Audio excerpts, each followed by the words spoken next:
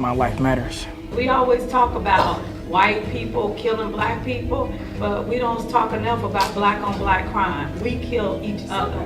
My life matters. Kansas City is different. Stuff can happen at a moment. My life matters. Say if somebody made me mad, I do the first thing that comes to my mind. My life matters. We just go and just retaliate now or just get revenge on anything. My life matters. I mean, we've got about 170 homicides already in the city this year. My life matters. I saw the news, and an 11-year-old girl was shot and killed, and that's all I saw.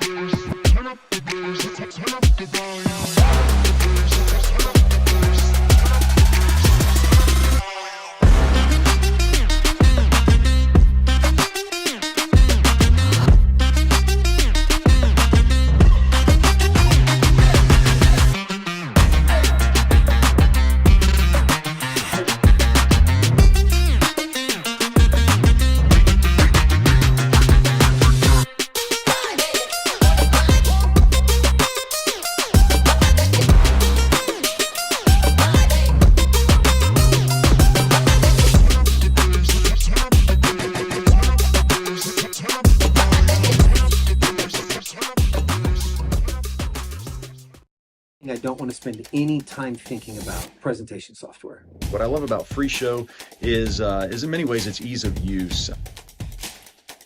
Hey, I'm Jared Ellis from Fellowship Regional Church in Iowa, Kansas. My name is Paul Hugbart. I'm the lead pastor of Southside Christian Church in Fort Pierce, Florida. In working with church apps, when FreeShow was brought onto the scene, it absolutely took over for us. We're a church of roughly about 150 folks. I'm not super technologically advanced, but I'm able to put together displays that are visually engaging and look top-notch really every Sunday. Because of the versatility of FreeShow and really the strength of the program. With FreeShow, we've been able to grab somebody, and because it's so incredibly user-friendly, we can teach them so quickly how to operate the program. We had an issue with FreeShow that I was struggling to figure out. So we send an email, and immediately somebody gets back to us. And I was actually able to get in touch with the creator of FreeShow directly. I just need it to work. And that wasn't happening with the presentation software we were using before. So for us, yeah, FreeShow's incredible. Would we continue using FreeShow if budget wasn't an issue? And yeah, absolutely we would. If money was no object and it came down to whether or not we were going to use FreeShow or maybe try to use a more expensive program, there's no way in the world that we would go with something else.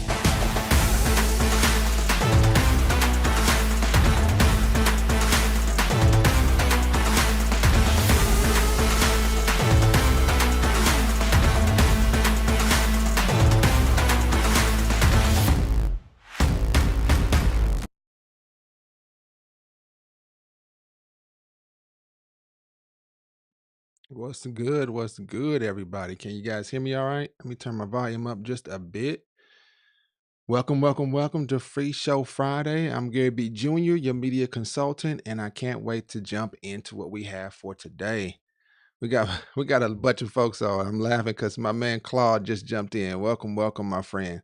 Let me start at the top here. So we've got, I see Christopher K. Vasbo in the house. Good day, my friend. Mr. Mark, welcome, my friend. Good day. And to you guys up there in Kalispell, Montana. Jim in the house. Good morning to you in Dayton, Ohio. Let's see here. Christopher's been super busy. If you guys hadn't noticed, that's going to be kind of fun, kind of crazy. Let me switch here. All right. And let's see here. Who else we got? Jim made an announcement. He's going live on this weekend for the first time. So I'm excited about that. We got to hear more about it. Me and him have been chopping it up. I want to hear about what are some of the things that he's thinking about, concerned about, and things like that. And then we got our friend Xiao San 7818 saying what's going on from Jai Mashi. If I said that right? Or is that your name? Let me know if that's the place or a name or your name. Let me look. I should be able to look that up. Let me see. Jai Mashi. Okay. Yep. Okay, so that's saying hello. I love it. Jai Mashi to you as well. Let's see here. Sorry about that.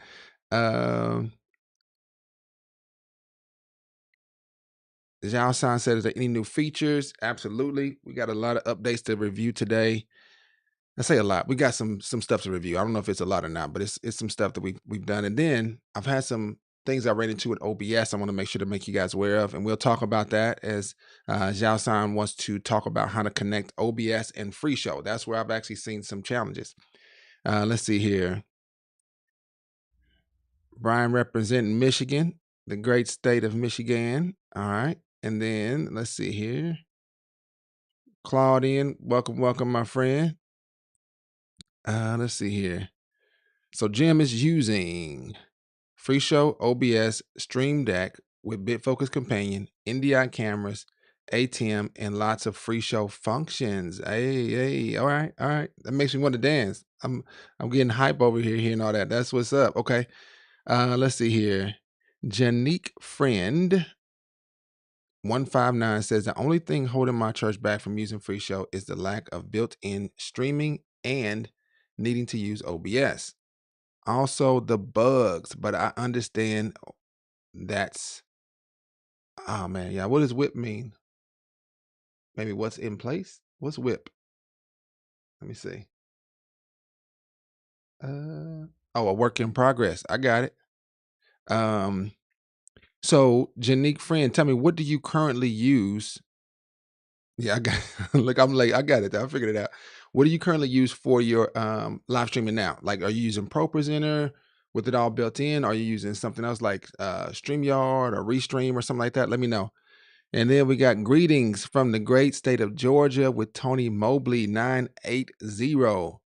Uh, Tony, I just watched your interview or your conversation with AJ just last night a bit. So great job as usual. You guys are chopping it up. I love that. I love that. Janique Friend says we currently use ProPresenter to stream directly via RTMP. Yeah, I can see that being useful. I've never done it through ProPresenter, so I'm not going to act like I got experience with that. But what is the biggest downside to you of switching to using OBS? If you could voice that, like, tell me what you think is the biggest downside. Being a user, you got the experience using ProPresenter. What's the biggest downside of doing it through another system?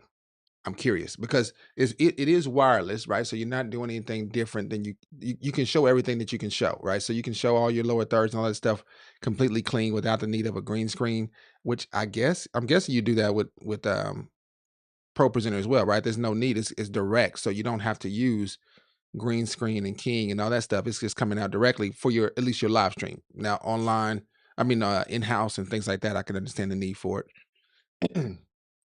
So let me know. I'm curious. All right. We got those things taken care of. Everybody's in the house that's here. I'm excited to talk to you guys today. We're just gonna start. So my focus for this last couple of weeks, I should say, has been to streamline as best I can. So I'm gonna show you guys something that it's a work in progress. It looks probably crazy, but I'm testing it out. I tested it out for the first time on Monday in the lab with a new setup. So let me let you guys see this. This is what I'm looking at right now for my for my BitFocus companion setup on my iPad. So this is on my iPad. And what I've done is I've streamlined the buttons to where they do certain things real simple and easy. So my start and finish, they kind of right on top of each other. And I kind of stacked everything. I stacked everything kind of vertically. And so my headshot image there, that's me talking right now. And then I can mute that pretty quick and easy by just,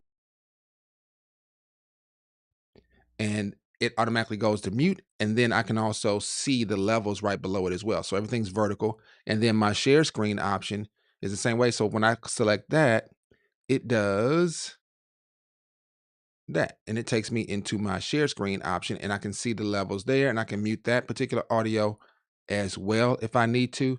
Let me go back into my headshot so I can mute that audio as well. Then I got Circle Gary all the way live. I don't even think I got a Circle Gary on. Let me see. Do I got a Circle Gary on here? I don't got a Circle Gary here, but if I hit the purple button with the screen on it and I select the Circle Gary, you'll see the you'll see the stuff there. So I got to get Circle Gary in alignment because I changed the position of my chair. So let me pull this over real quick. Hold on. Let's shift into gear. Boom. So you guys can see that. And then I can go back into my headshot, go back into my share screen, and you can see that as well. So I got a mask on my actual scene. You guys saw that scene, and all it does is it allows me to have my video behind it. And I can move my video in that mask anytime I need to. Really simple and easy. All right, so let's see here. Janique Friend says we currently use ProPresenter. Okay, the complicated interface. Okay, volunteers without technical experience struggle with OBS interface. Also, it does require an external app, so it's not as clean. The biggest thing is no automation. Interesting. No automation. And I guess you're saying the external app being BitFocus Companion, maybe. Because I'm like, I use automation for it in that sense, and it's really smooth, really clean. What I'm hearing you say right now, though, Janique, is that you don't have any need for that because you literally run everything from ProPresenter, right? So you literally have all of your controls and the macros, I guess is what they would call them. And I guess you could do actions in ProPresenter as well. All that stuff, excuse me, all that stuff is running directly in there. So that makes sense. That makes sense. Let's see here. With ProPresenter, calendar starts streaming automatically at the right time and can take cues from user actions. I got you. Let's see here. I have automated everything to OBS from inside FreeShow and Stream Deck Companion. And I was going to say that to you guys today. Oh my goodness. I love automation, and I must admit I have been sleep on using it for my live stream. But today was the first time I actually had my live stream set to automatically start. Now, what I didn't know was how to do that in the program. So I'm going to show you guys what I learned, at least. And I lost my mouse. Hold on, let me see. Okay, there we go. What I learned on this week with live streaming. So I'm gonna show you guys my screen, and it's kind of funny because it's giving me an error. So let me know if you guys are hearing me okay, but you'll see this error, but this is my behind the scenes of YouTube. All right, so let me pull this out the way, and I'm gonna pull this over. And so in YouTube, on my setup here, this is where I went to my stream settings, and okay, it's not showing any stream keys, which is good. I guess I don't see any, but I did enable auto start. So I just got it to auto start and I set it to 1050. And so that's something that was a game changer for me, to where my live stream would automatically start directly from YouTube. And then I just had my OBS.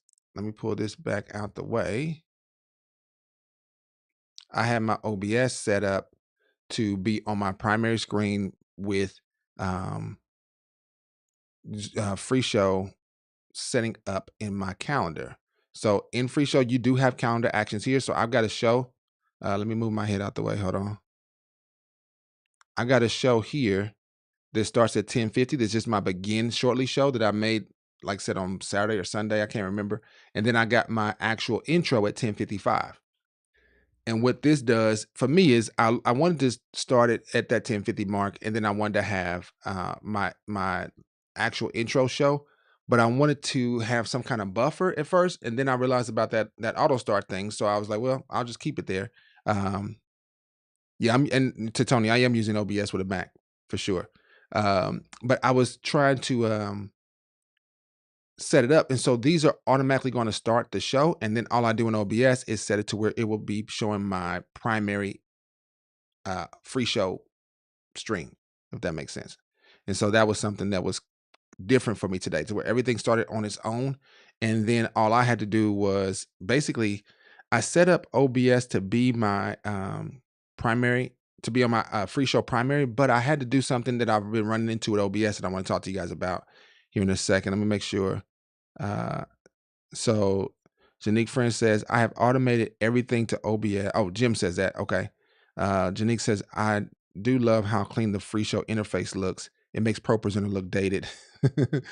Yeah, I've been talking to a lot of people about ProPresenter currently, and like I said, everybody I talk to about it, they like FreeShow it just looks easier as well. They're like, it's just easier than ProPresenter. It's just more user friendly.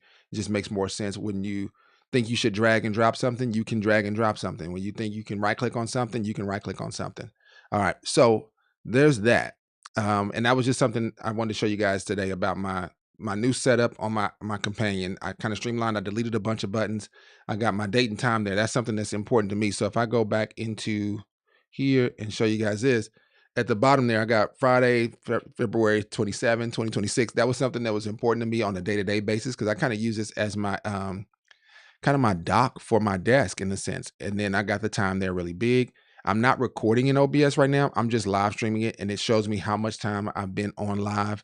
And then I also have my buttons there to jump to. You see the little FreeShow buttons. Those are actually designed to go to FreeShow primary or my FreeShow live stream feed. And so the FreeShow live stream feed is saying that it's active, but I've not actually activated. So I'm going to stop that from going. You'll see it turns white. If I make it be active on my OBS, it'll turn green, but I just turned it off, so it's white. And if it is active, it'll be green, as you guys can see there. Let's see here. Yeah, that's a big kudos to Christopher. He's the designer and the developer of this program. So to hear that it is streamlined and really sweet interface, that's a big deal. And he made some new updates to I'm gonna say today. When did this update come out, Christopher? When did the beta 2 come out? Was it today or last night? I don't know. So we're going to show that today. And then Tony says the reason I asked was other OBS users recommend not to use it with a Mac. Oh, did they say why, Tony? I'm curious. Did they say why not to use it with a Mac? Because okay, yeah. So the update came out today. The reason I asked about the Mac is because I've got a Windows laptop, and it ain't pretty. Like I've been using OBS. I tried to use OBS on it and everything just kind of locked up. And maybe it was just because of the processor on the computer. Like I said, I don't know. I'm not going to act like I know. I think it really depends on your processor, your graphics card, your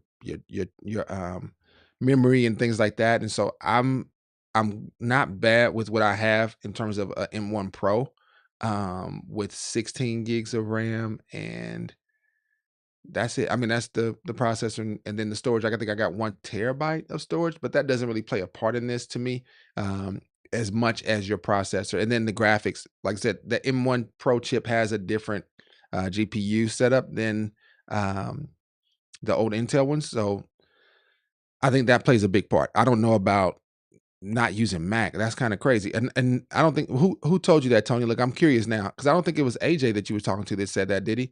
I think he talked about just setting people up with OBS from time to time, but not necessarily not recommending a Mac. But I'm curious because I've been using it on my Mac literally all since I started my channel. That's literally all I've used. I used OBS to actually record all my videos that you guys have seen on YouTube. I went through a stint where I was trying to use another program and it just didn't work out so well. So I stopped using that. And that was probably like for a good 2 or 3 weeks. And then I just got tired of it. And OBS was just a better solution.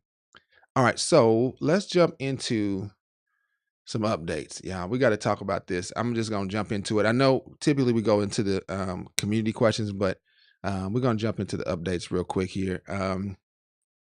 Christopher, I'm going to say he's been a madman, but he's been a very sane man because he's been working on all these different updates. So if we go into freeshow.app, we'll go over to downloads up the upper right. This is where you can kind of get the reveal of what all is going on. So the latest version is 1.58. Nothing wrong with that. 1.58 is sweet. And if I go to see all releases, you'll see that we're on 1.59 beta 2, which is what I'm running. Everything in FreeShow that you see today is going to be on this 1.52 or 1.59 beta 2. And he added this new feature, quick add project button. And then we got the project's user interface update. I haven't looked at that yet. Show title header. So let's look at this quick add button. Let me just go over. We're just going to jump right into it. So I'm in a project. It's called, I don't know what that is. Exodus, I guess. Oh, okay. So this is from November. If I hit this little button now, there's a plus sign down here. Never seen that before. When I click it, boom, pops up. That is so sweet. It's so sweet. All right. So it pops up and says, okay, create a new show. Do you want to start a new scripture? Do you want to add media? Do you want to import something? Oh my goodness. That is so cool. And then you can add a new section. And then if I come out, it just spins out Christopher. Come on, man. That is super, super nice. Like, and I'm a fanboy. I'm going to admit it. Yeah. I'm not like unbiased. I'm very biased when it comes to FreeShow. So forgive me, but if I'm geeking out here, it is really, it's really genuine. Like I said, I don't really geek out if I don't want to. So I'm not going to act like I'm doing it just because, but that is a really sweet feature. So I love that. So if I hit new show, it takes me down here to start a new show. So I can hit this button there. If I go to scripture, it takes me to the scripture tab and I can add in some scriptures. If I hit this and hit media, it takes me to the media tab. Oh my goodness. Hit this and I select import. It brings up the import option. Okay, now this is different. So this is like a quick import option. So we got PDFs, PowerPoints, we got text, and we got Core Pro. And let me go back. Let me close this out. Let me see is that all the import options now? Yep. No. So we got all the import options here, but that's kind of like a quick import. Let me see what else is over here. Import, the best option would generally be to get a hold of the presentation as a PDF. Okay. So this is just the PowerPoint updates. I'm just looking to make sure that I didn't miss anything with that. That drop down for the import is kind of like a quick import menu. And so I'm guessing Chord Pro is pretty popular. I'm not a musical person, so I don't have a clue what that is. Let me see. Let's see what the comments are. Yeah, Jim says that's a sweet update. I agree, my man. That is so cool. Mark says the same thing. It's awesome. Tony said he had issues in early days with OBS.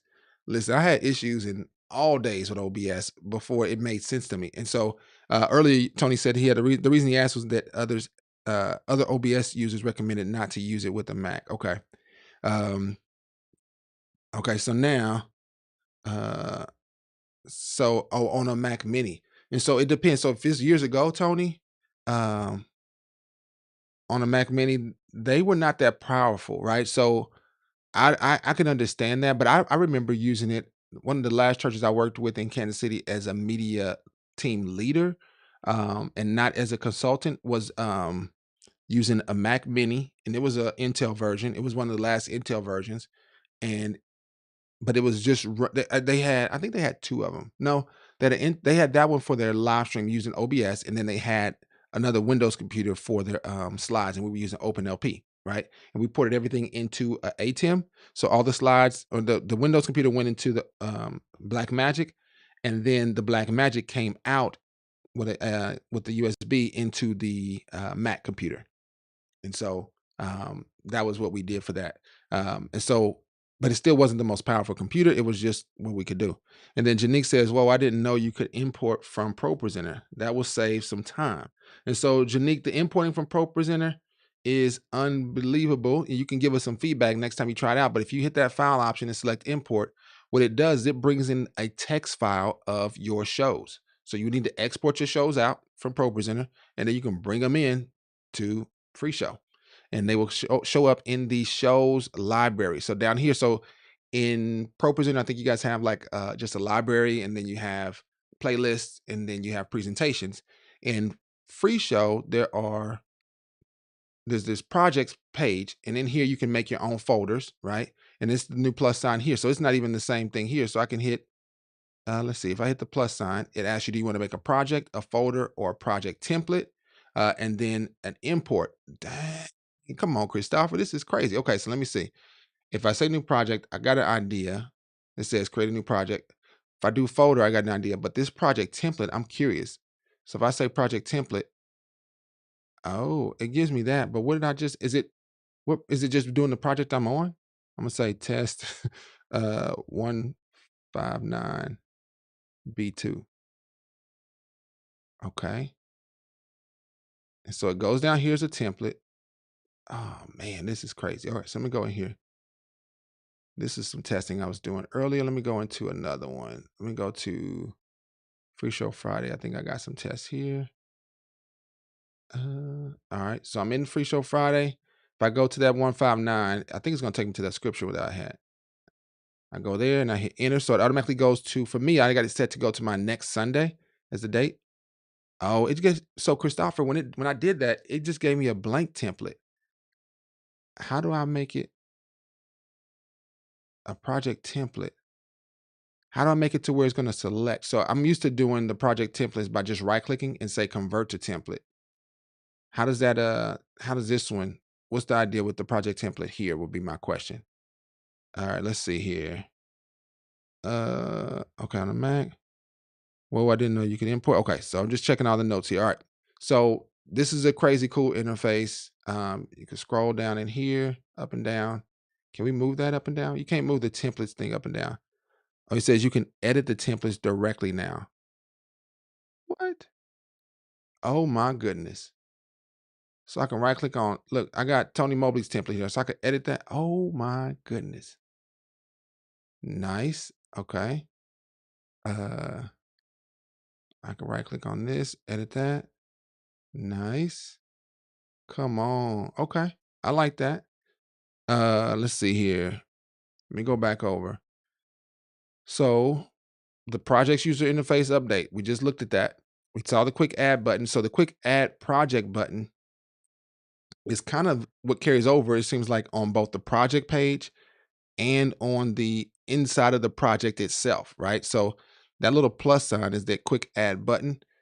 And so it's here. And then if I go into a project, so if I go into here in the lab, it's there as well. Different options, because these are specific now to the actual project, which is kind of like your playlist if you're using ProPresenter. And you can add your section, which is like your header. You can add or import in items. We saw how that works. Yeah, man, Christopher, why didn't you tell me you was gonna do this? I could have updated and put that in. All right, I love that. I love that though. That is so sweet. All right, let's go into what else we got. So show title header. So tweak the show title header. The show title. Let's see here. I'm gonna go to a show. Is that this here? Okay, let's see. Looks like this. If I go to here, lock for editing. Okay, toggle the timeline. If I go to this one, so this is my show title up here. I don't know what that, oh, that takes you into the metadata. Okay. That's crazy. Come on. Okay, wait. So we on beta 2. What happened in beta 1? Better update alert pop up. Oh my goodness, Christopher. This is like a whole different version. Okay. Sorry. Okay. So we got move some settings. All right, Christopher, help us out. What settings did you move? If I go to settings, I'm gonna see if I can figure it out. Janique, super chat. I think that's what that's called. Good looking out. Gotta go now, but was great to see progress, and we'll try to catch another one of these live streams in the future. Thank you so much. That is very welcoming and kind of you. If you guys ever want to do a super chat, feel free. I don't even know how that works, but very cool. Very cool, Janique. Appreciate you. All right. And so settings. Let's see. Move some settings around. I'm in general. Oh, this is different. Okay, so high contrast colors at the top. Oh, I love it. That's one of my favorites. uh, and that's on. Okay. Transparent slide preview. Okay, all that's there. What was in the middle here? What did we change? Oh my goodness. Outputs. Let's see if anything changed here. This looks the same. I jumped in here real quick to get started. That looks the same. Styles. This seems to be more streamlined too, but I don't know what changed because it seems like there's a lot of space here, and I don't remember that much space being down there. Did you shrink the spacing on these, Christopher? Like, did you tighten it up or something? Like, what are we doing here? All right, let's see here. Let's go to connection. This looks the same. Remote stage control. Okay, and then files. This looks the same, I think. Right, backup everything, restore. That's good. Profiles. This is becoming one of my new favorite things. I'm not going to jump into it yet, but we're going to talk more about that.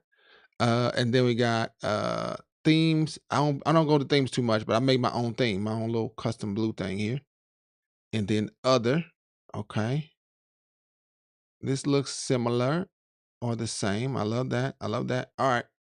I love it. I love it. I saw one difference, and that was on that general page, which is cool. And then mute, unmute, output action. Oh, mute and unmute. Okay. So Christopher says it's moved to where it makes more sense, like the project stuff is in the project. Oh, so project stuff is in the project. Oh, there's an export option in there. That's new. I love that. You said project stuff is in the project. I can right click there. What kind of project stuff is in the project? You mean like these little 3 dots here and then the 3 dots here? Oh, that's because that's what the timeline toggle is now. Let me see. Is it down here still too? Oh, snap. Okay. So we move the timeline, toggle the timeline, so I can hit that and it'll bring the timeline up. That's new because it used to be down here. So no visual there, but you can do it there. Okay. And I can toggle it back off. And then you can lock sections. What? Let me see. Okay, lock sections. I don't know what I did. When you lock sections, what? Okay. Oh, no, that's not it. Let's see. If I right click on it, it just says new show or new section. I've never tried that before. Was that always there too? Could you always right click on these sections and add a new show in there? But how do I lock sections? Let's see. Does that mean I can't move it? Okay, now I'm unlock it. Yep. Okay. I like that. I got you. Tony Mobley, when you have a chance, please explain what is OBS? What is FreeShow not always easy to follow for a novice like me? For example, your image, is that OBS? Oh, yeah. Good question. That is definitely the case. My head in this shot is OBS. So we'll talk about that. I'm still over here geeking out about these updates. All right, let's see. Mute and unmute output action. Mute and unmute the output. So I can click that. Mute and unmute. And so this right here, that's the hide preview, but you're saying there's an action to mute and unmute. I'm going to say test, unmute. I'm going to say choose action. So I see output. All right. And then we're going to go to more. Let's see here. And maybe it's in the audio. I might have just needed to. Okay. Let's see. Toggle. Mute output. Okay. So it's just the audio from that output getting muted. That is pretty cool. I like that. Mute and unmute.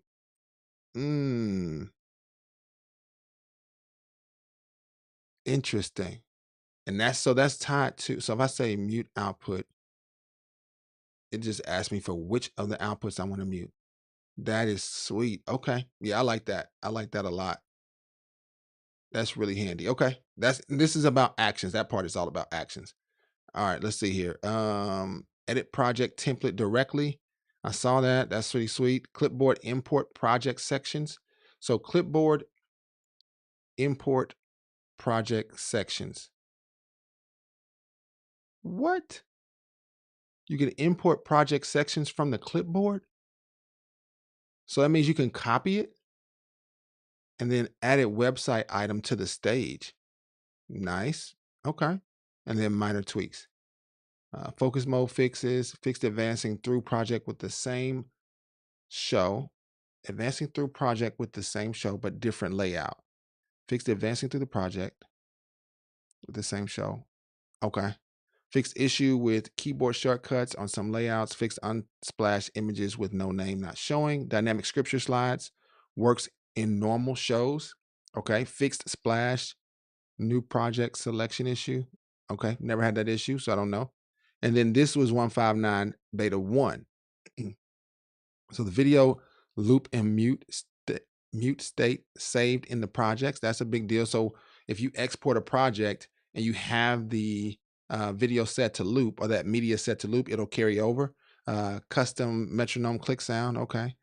Never used a metronome. I'm not musical, you guys, so I won't even know how to test that, to be honest with you. Let's see here. PowerPoint import enhancements. Okay. Lock project sections. Okay, so that's there. That's where that came in. Project sections can be locked. That's nice. PDF export full slide.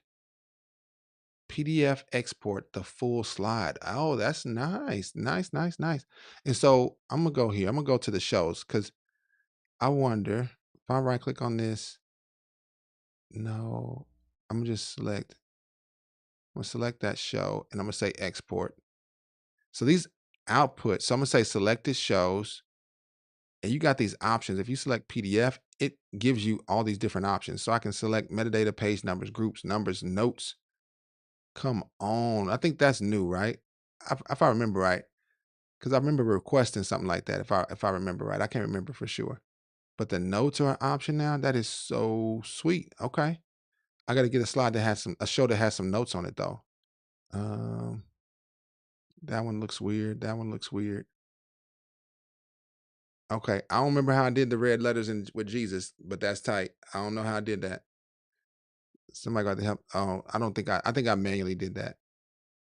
No, I think it was in here. Is it in here as a setting to make the, no, because all these should be red too. I'm just gonna put some notes on here real quick though. So I'm gonna test that out. So to add notes to your slides, you guys, you go into the edit page and then hit the little option next to the slide and you can add in slide notes. So I'm gonna say testing 1, 2, and I'm gonna copy that. And I'm gonna go to this one, put in something here. Oh, it wouldn't let me copy that, would it? Let's see. Okay, there we go. I just didn't type it right. I'm just putting some extra numbers in there. Copy that out and go here. Paste this in. All right, and now I just want to see what it looks like. So if I go to the show, this is John. All right, that's that. I'm gonna go up here to File, Export, and select it shows PDF. So I got numbered slides, groups, page numbers, metadata. Original text size, I can turn that off or on. And I can turn on the notes. Okay, let's see if I turn that off. Oh man, my notes are getting run off. Let's see. Let's do rows. Let's make it be less. How do I make my notes show up? So I can see them a little bit, but they're kind of cut off there. Let me see. Number slides. If I take that off, groups, page numbers, metadata. Christopher, is there a way to make that show up better? Because it looks like it's cut off on here for me. And I just got one line of notes there. But it would be cool if it, I don't know what you would do, but to maybe make it fit in there somehow. Let me see if I change my font size, maybe. Let me see. I'm gonna turn it to 50. Nope, that still didn't fix the notes. If I do original text size, the notes are kind of separate. So I see that they're trying to peek out, but they're not showing up there. Invert slides, okay. Don't need to do that. But then I could export this PDF out. And this is something that's really handy if you want to give it to like your volunteers, your worship team or something like that. You can do that, email it to them or something like that. You can do that pretty easily. And they don't need to have FreeShow to see it.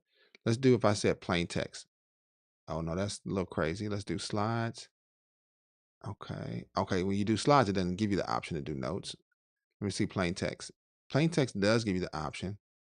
Let's turn off the original size. And for notes, where they at? So my notes are still getting lost there. Man, okay, let's do media. Okay, that's the type. This is kind of cool. We got to figure out what those notes. Okay, let me see what the note. Let me go back to this. Plain text, font size 50. If I make the font size 80, yep, it definitely runs off. So you got to mainly make sure you do that right, you guys. If I make it 45, it shows up like that. No need for page metadata groups. That's just showing. That's really helpful, the group thing. I like that. Numbered slides, you can keep that there or not. And notes, like I said, they're just kind of getting chopped up or cut off, I should say. All right, just wanted to test that out. Just looking at it. Okay, let's go back. PDF. So this is 159 beta, right? That I'm looking at in terms of the notes. Scripture template, dynamic. Okay, pressing enter in scripture search will add to the project. Okay, so if we do a scripture search here, and I'm gonna look for Joshua 1:8 through 10. Does it keep that? Let me see what it did. Yep, it put that in there. And then when I hit enter, boom, it just pops it up into here. All right, so put it in here. And now I can just click on it and it shows up. Now I got to clear my background out, but it just pops up immediately for me to actually access that. So that's a really useful feature. If you want to pull verses in really quick and easy, you can do the search, hit enter, and it automatically makes a show out of it. So it automatically basically converts it to a show immediately, which I love. That's really useful. Let's see here.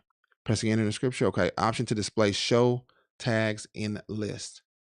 Show tags. I don't even know what the list is. What's the list? And then better update alert pop up. Yeah, I do like the update alert. So if you guys notice if you guys have your alerts on to alert you when you have a new version, I don't know where. I think that's under files. No, other alert when a new update is available. I got that active, but I don't have it set to auto update. And so when it popped up for me today to show the beta 2, it gave an option that says download, and I could just click that button and it takes me to the website. Okay, let's see here. Brian, okay. Brian says, it seems to me that all the options that you're clicking on could be done using Companion or Stream Deck. What do you say, Christopher? All the options. that I'm clicking on. You should be able to use actions for most stuff. Yeah. So Brian, what stuff are you talking about that I'm clicking on? It seems to me that all the options that you are clicking on should be done using Companion or Stream Deck. All the options I'm clicking on. What options? And I guess Brian, were you talking to me or somebody else? Let me know. Let me know in the chat. I'm curious. I want to keep up with you guys. I can't keep up too well when I'm looking up here too, but so make sure you turn on alert when new update is available. If you want to auto update, you can do that. I just never do it. I don't recommend it for media teams in ministries at all, but you can do that, I guess, if you want to. Okay, fixed NDI not starting automatically. Now, this one is something I've noticed as a particular issue that was going to segue us into our discussion about OBS, because we got a lot of questions about OBS. And so here, let's see here. Nothing in here about NDI, but this one, it says fixed NDI not starting automatically. Fixed stage media not centered. Okay, that was a big one. Child side layout data, thumbnail loading time when existing. Fixed focus mode scrolling. Don't go to the next project item if it's active when there's just one slide. Okay. Fixed a lot of cool stuff here, which is great. But let's talk about OBS. Let's talk about FreeShow and how they can talk to each other, what they represent, and how they work. All right. So I'm going to just go to a full headshot for this discussion real quick. Let's talk about the difference between FreeShow and OBS. So this is the Gary version. Obviously, you guys are looking at me. So this is all I got. I'm going to give you what I got. So the Gary version of it all is FreeShow is designed to be a very robust presentation software for live events in terms of, I say live events in terms of in person with a computer running FreeShow. You literally can manage an entire event display setup. If you got 3 screens, 4 screens, 1 screen, if you need to pull up scriptures, FreeShow is best for that. If you need to put in speaker notes, speaker slides, PDFs, images, videos, it's a full presentation suite. Okay, so it literally, anything you want to present, if I want to present anything in terms of presentation wise, I always think about it as it could just be done in FreeShow. And it's the best way for me to do it because it gives you the most flexibility to present. And that comes with your actions. It comes with overlays, flexibility, what we just looked at with some of the project stuff and the way you can easily add scriptures that quickly. That's a big deal. You guys have used other program or currently use current software to get your scriptures to show up in your meetings. If you're using other software, you know that you usually, if you're using PowerPoint, you copying and pasting, right? It's not that easy. And then you got to make sure to align it right. And then if the speaker wants to go to another verse that you don't have in your PowerPoint, you can't get it. It's done. You just, they got to get their Bible out and read it and figure it out, right? And nobody else is going to be able to see it because you had to prepare your slides. And it's very difficult to get PowerPoint to show scriptures like just seamlessly. That I don't even think that's an option. So you have to prepare everything in there, right? With FreeShow, you can bring in your images and bring in your slides and all that kind of stuff. And if something happens on the fly that needs a change and you need to add another scripture, you can just go to the scripture tab and just drag it into that show. Just that easy. And so very, very flexible, right? That's what FreeShow is designed to be. It's designed to be presentation software that I believe is a game changer, okay? Now, what OBS is, in contrast, right? OBS is not a presentation software. OBS is a broadcasting software. It literally stands for Open Broadcast Systems, right? And so it's designed to take presentations that you give it, okay? And it can receive presentations from a lot of different ways. You can upload presentations in the OBS in terms of you can make them on your computer, and then OBS you can point it to OBS and say, this is where I want this presentation. This is the presentation I want to play. And you point it to there on your scene, in your sources, and you can make it play. But it's really designed to complement. I would say it that way. I believe it's designed to complement a live meeting. Okay. It is not designed to be the end all be all for your presentation in a live meeting. It's designed to complement your live meeting by adding, one of the major things is the ability to live stream directly from the program OBS itself. Okay. So you can live stream from OBS. Outside of that, you also have the ability to have separate scenes pre-made. All right. And so when I say separate scenes, I'm spitting all over on my desk, you guys. Sorry about that. Look, y'all can't see it, but I'm looking, I'm like, what are these dots?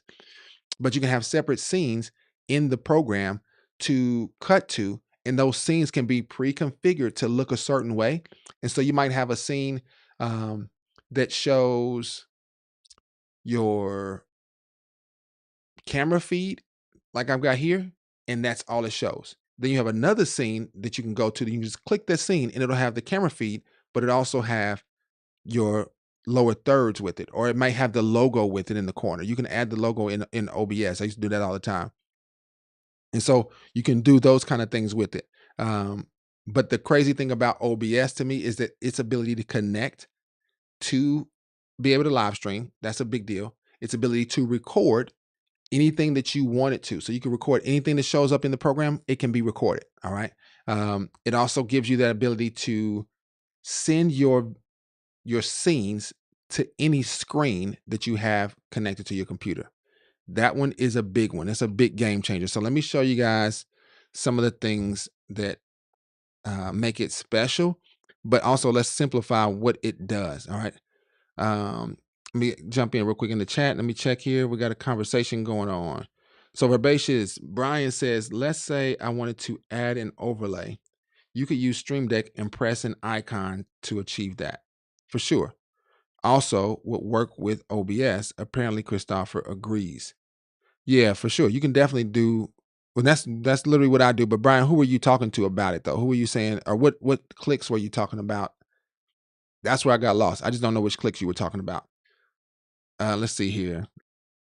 And Tael says, I consider vMix and OBS as software encoders. For sure. They definitely are software encoders. That's what I was going to say. To simplify it, OBS is designed to take whatever you give it and distribute or encode it in for another platform. Okay.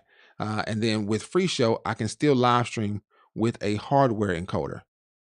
Absolutely. So you can live stream with FreeShow if you plug in your computer to like an ATEM, right? It encodes as well. It's a device. Christopher says my shirt is nice. Check it out, you guys. Courtesy of Church Apps. Me and him have a picture together with that shirt. I have to find that shirt, that picture, my man. That was a fun trip. But the idea with OBS being that encoder, yes, but it has so much more. I say so much more. It has so many more features involved with it that you don't want to forget that those are there, because if you just look at it as an encoder, like how a hardware encoder is with an ATEM, right? It has literally the same functionality as an ATEM, but in a software package. So with my ATEM, I can record whatever comes into it. With my ATEM, I can make picture in picture. I can do that with OBS. With my ATEM, I can switch to different inputs. In OBS, there would be different scenes. You can do that. With my ATEM, I can mute and unmute audio sources. In OBS, you can do that as well. With my ATEM, I can also do transitions. Like I can make it cut to one scene to another. I can make it do a transition, like a fade transition or a blended transition in a sense. You can do that. And then also with my ATEM, I can set if I want to see a multi-view or a program view or a specific output view. In OBS, you can do that as well. So it's definitely a hardware equivalent, but it's software, right? OBS does everything an ATEM can do, and including keying. So you can do chroma key, you can do compression, audio compression settings and things like that in OBS, which is what I use right now. So I've got my stuff set up to do that. So let me show you guys my screen somehow. Let me see. This is where it gets funny, because once I start showing it, it actually does the little, the million screen review, the infinity screen. So I'll show you guys this. So you guys should be able to see my screen. All right. And so that's there. This is my chat. This is how I converse with you guys. Now, we talked about some of the features. Here's the cool thing. I've got all my scenes here. So in OBS, these scenes are like your 1, 2, 3, 4 buttons on your ATEM, but I can have 15 or 20 or however many I want to. But when I select one of these, it literally changes everything. So I'm gonna go to studio mode. And so I'm gonna show it. So this is just like on a switcher in in your ATEM, you can set your ATEM to where it'll give you a preview when you press the button before it goes to the program, right? You can do the same thing with OBS, and it's just called studio mode. So I can pull things up in here. So I can go to Gary Headshot here, and now I can see the preview of it, and I also see my program. So this is program, and then this is called preview. The name of this particular scene is called share screen. The name of this particular scene is called Gary Headshot. All right. And you can name these whatever you want to by simply right clicking on it. And you can see all the different options here. You can duplicate a scene really, really quick and really easily and make it show whatever you want it to show. All right. Let's see here. FreeShow primary. If I select that, that one actually shows what's going on in FreeShow right there. Which is tied to my primary, and the source is what dictates it. So your scenes are like your big buttons on your ATEM, but OBS takes it even further because this one scene could be like button number 1 on your ATEM. Button number 1 on your ATEM just takes you to whatever that HDMI feed is, usually just a camera, and that's it. What FreeShow or what OBS does is it gives you the option to add any number of layers you want to for that particular scene. And so if I wanted to, I could add in this circle camera layer, right? So now I've got this circle camera and I've got my FreeShow primary, is what I just call it primary FS, primary FreeShow, as my sources. Now, how did I do that? I just went down here, I hit the plus sign, right? So in your scenes, you have a plus sign. In your sources, you have a plus sign. This plus sign is how you add different items into that particular scene or what's shown in the box, right? Whatever you want to show in that box, you can do it there. It's almost like one page in PowerPoint, or I'm trying to think about, like, if anybody's ever used Canva or Photoshop, it's probably more equivalent to like Photoshop, because with Photoshop you got layers, but everything's showing on one canvas or one screen. That's how this is. This is literally all of my layers of everything I want to add in here. So I can add in, let's see, I can hit the little plus sign and I can add in an image. And it says, okay, well, what's the image you want? So I'm gonna just call this a test image because I don't have any images. And I got these little ones here, but I'm gonna say, okay. And now what OBS does, it says, well, show me where the image is. And it's just pointing to wherever it is on your computer. So I'm gonna go to my downloads and I'll just put in an image from my downloads. This is a teaser. So this is what's coming soon. We got the cloud sync feature coming soon. So I'm gonna say, okay, so I got this image in there and I can say, okay. So I got the image, but it's covering up everything because it's at the top. This can go down, and now it's below my circle camera, but it's on top of FreeShow primary. If I pull it below FreeShow primary, now FreeShow primary is covering it up. Okay. But the crazy thing is I can put this back to the top. So I'm pulling this image back up to the top. I call it test. I can change the size of this image right here in this program. So I can drag this down, and now this particular scene called FreeShow primary in OBS, I've got something coming from FreeShow up here. I got something coming from my ATEM right here, which is the circle head Gary, what do we call it? I call it circle Gary, but I think you guys call it little Gary. I don't know what it's called. I got that scene, that piece in here as a source, and I have an image all in one. And then if I say, I'm gonna go to my Gary Headshot, none of that stuff is on here because I didn't add any of that in here. This is a whole different scene. And then I can go back to FreeShow primary and all that stuff comes back. And if I want to show it, I just hit transition and it'll go into the live. Okay. In terms of it'll be seen by the public, in terms of wherever you're streaming, or you can output this to a certain screen. This is something I was working with a partner with just this week, where they had like 4 or 5 different monitors in their church. And one of the monitors they wanted to have set up to show what their output was going to be for Zoom. Okay. And what they were outputting. Oh, tiny head Gary. Thanks, Brian. And Brian, did you answer me on the other stuff too? Let me see it. Let's say you wanted to add in an overlay. Let me know what you were talking about that. Oh, you said it'd be a time saver, but what buttons were we clicking? What were we doing? I just don't remember. All right. But yes, tiny head Gary. So I got tiny Gary in there. I've got a picture here, and you can click on any of these in this canvas and I can move them around. So I can move that to where it's here, right? So if you wanted to, you can move and shrink items. I can shrink the entire FreeShow primary thing. I can make that be a small image. So now FreeShow primary is here and it's uninterrupted by anything on this page. And I can bring this here and make it overlap, but I can make it be behind. So I'll bring primary FreeShow above. These are just layers, right? So this is the whole box for primary FreeShow. This is the whole box for the new cloud sync video, okay? And then I got tiny headgear here. He's not moved, but I can move it around to be here. And he's only going to be moved on this scene. The one that I have right now, this setup on this side, it didn't move because this scene is completely independent of all the other scenes.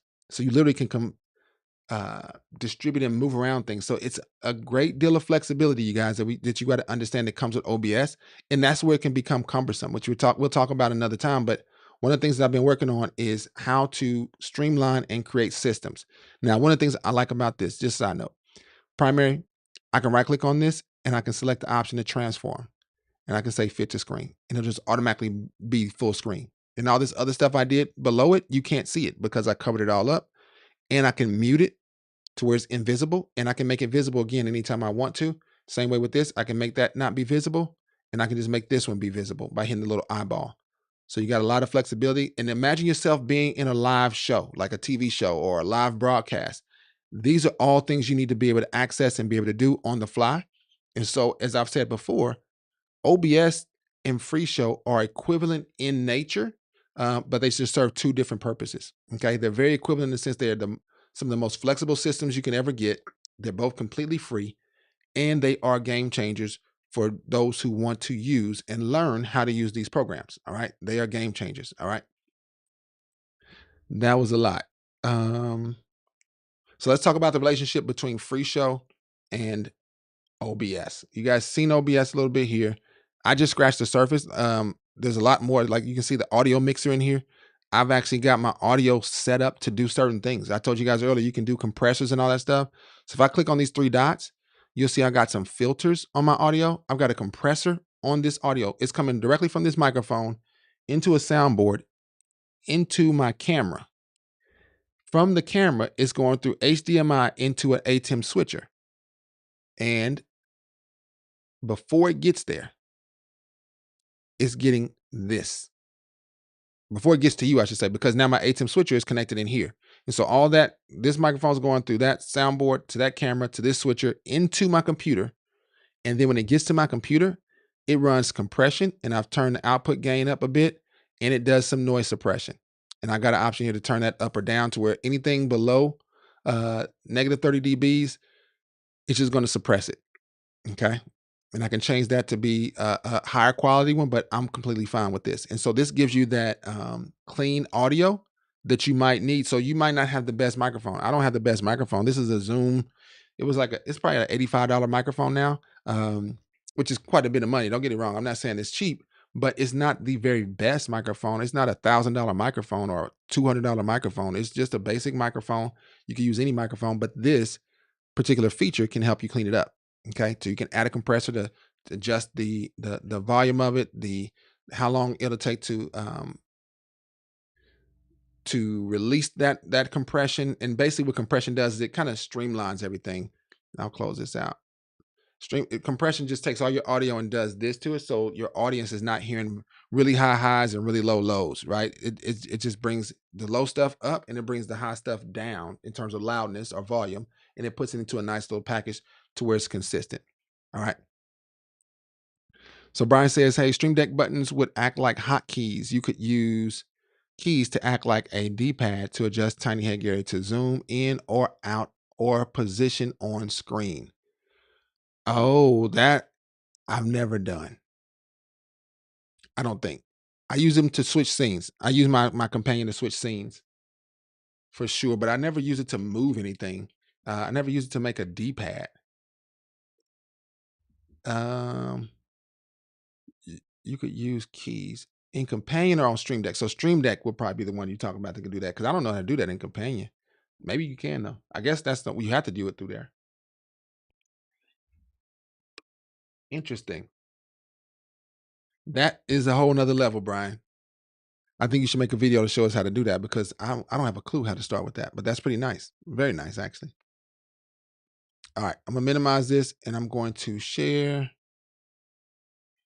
me here and show you guys some stuff about FreeShow. How about that? All right. So jumping back into FreeShow.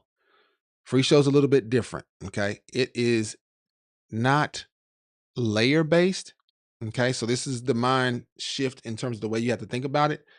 OBS is layer based. You can stack layers on top of each other and things like that. To me, Free Show is project based. And so you want to be able to navigate this program. You've got to understand how to create your projects, okay? And so for a lot of you guys, for church, the best way to make a project, I'm gonna go back. I'm gonna do this Sunday morning with times, just a default. Okay. So starting with Free Show, one of the best things or basic things you would use is something like this. You would just need something you need to make your sections. Like a basic section for a service is going to be opening, some worship, some teaching or a message, and then a closing, right? This is where you can start making this in Free Show out the gate. It starts out just completely blank. So if I just say new template or new project, I'm sorry, it just starts out completely blank and you just have this here, nothing's there. And you would have to hit the plus sign or right click in there and do a new show, right? But before you do the new show, I would recommend making new sections. And this is to add structure to your service, right? So you say, okay, well, what am I going to be doing in this service? What kind of structure do I need? Maybe you want to name your first section countdown. Okay. And now you'll see countdown is there. I can right click on that and change the color of it. And I'll make it be this navy blue. Okay. And then I'm going to do another section. I'll do another section here and I'm going to call this one announcements. Okay. And all we're doing is just making our outline of what our service is. This is something that every ministry, no matter how organized or unorganized you are, you all have an order of service. And in Free Show, we don't know what that service is, that order. So you would make it. So you just keep adding new sections to give your service an outline. So after announcements, maybe you guys do giving. Okay. So we lock that in and then I'll go in and again and we'll do, maybe there is worship. Okay. And then after worship, there is the message. Okay. I'm just doing a plus in the new section. After the message, we have call to salvation or something along those lines, maybe communion or whatever it may be. But you put those items in there and then you might do something else. And we'll say, I'm just call it closing for now because closing can be something all by itself. But what you have to think about is at what parts of the service does the display need to change? What needs, if the display needs to change, then you can make a new section for it. And I say display in terms of if we're not showing songs anymore, then we may need to change and make a new section. And these are kind of your guideline for that. So if I'm gonna select all these, let me see if I can change the color for all of them. Let me see. That would be sweet. Nope, just one at a time. Let me see. Let me make sure. Select that one, select that one, select that one. I'm holding down Command. Let me see if it'll let me change the color of all of them that way. Nope, still the last one. Okay, or the first one that you select. So you individually will make these colors change. Okay, and I'm gonna make them all the same color. You can make them different colors if you want to. I don't know. I like the consistency of it all. But it's totally up to you. Okay. Maybe make these your church theme colors or something like that. Some ministries like to make them different colors to represent different things. I think that's fine. So now you got your basic framework or your skeleton of what your service is going to be, but there's nothing that's going to show up in Free Show. This is your preview. Nothing's going to show to your audience. So now you got to put the meat to the bones. All right. You got to make some shows. And so inside of each section, you can put as many shows as you want to. All right. This is a project. So the project is the service. It's the event. It's the meeting. It could be a podcast. It could be a live stream, but you want to put everything that you're going to show in that particular podcast or in that live stream. You want to have a section for it to live in. So everything that you're going to show on the screen is going to be a show of some sort, but it needs to live in a section. Where does it fit? Which part of the layout is it? It's kind of like framing out a house, right? So if you're going to put a window, you need to put some wood to frame out where that window is going to be. Okay. If you're going to put a door, you need to put a frame of wood where that door is going to be, in same way with the walls and everything else. And this is the framework for it if we were building a house. All right. Let me see here. We got some comments. Mark says, how would I create a timer to show on live stream for when it will start? How do I create a timer to show on my live stream for when it will start? All right, we'll talk about that. That's a great question. So this framework, this is very important, okay? I don't know what your framework is, but as long as you know how to create that, you're in good shape, because this is just the beginning of you doing this. Because once you set this up and you like the order, your skeleton of what you got, you literally can go in and you can save this as a template. Let's see here, not here, not in that part. I thought it was option here. Let me see, right click. No.